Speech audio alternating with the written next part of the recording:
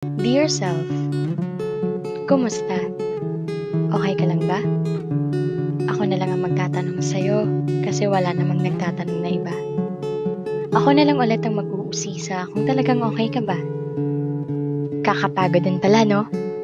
Yung gulong-gulo ka na pero wala kang ibang masabihan ng nararamdaman mo.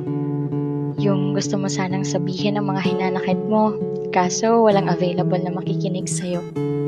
Ang sarap sanang magkwento kaso wala namang handang makinig sa mga hinaing mo. Parang yung tipong sarili mong problema, sarili mo ring comfort. Kaya kahit gusto mong magpatuloy, hindi mo maiwasang mapagod. Self, bakit ganun? Bakit parang palagi na lang tayong naiiwan sa ere pag ganito yung sitwasyon? Bakit tila walang nakakaintindi? Bakit parang walang may pake? Bakit palagi na lang nilang inaakala na hindi tayo naapektuhan? Bakit tingin nila na hindi tayo nasasaktan? Bakit di nila nakikita na may lungkot sa ating mga mata? Bakit di nila mahuli-huli na may halong pagpapanggap ang mga ngiting ating pinapakita? Nakakapagod na kasing magpanggap. Nakakasawa na kasi minsan na magkunwaring palagi tayong matatag. Alam naman kasi natin yung totoo.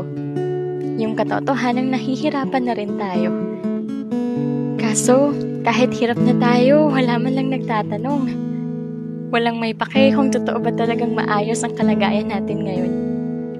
Nakakasawa na rin maghintay na may magtanong ng, kumusta?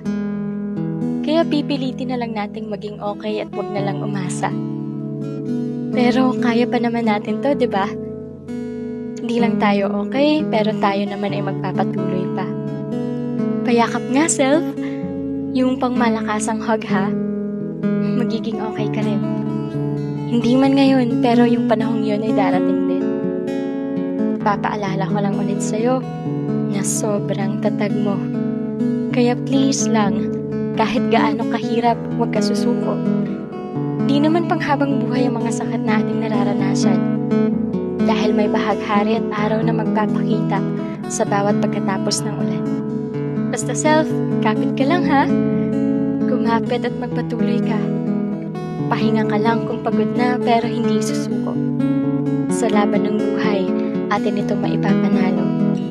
Lubos na nagmamahal at nagtitiwala sa'yo. Walang iba kung hindi ako.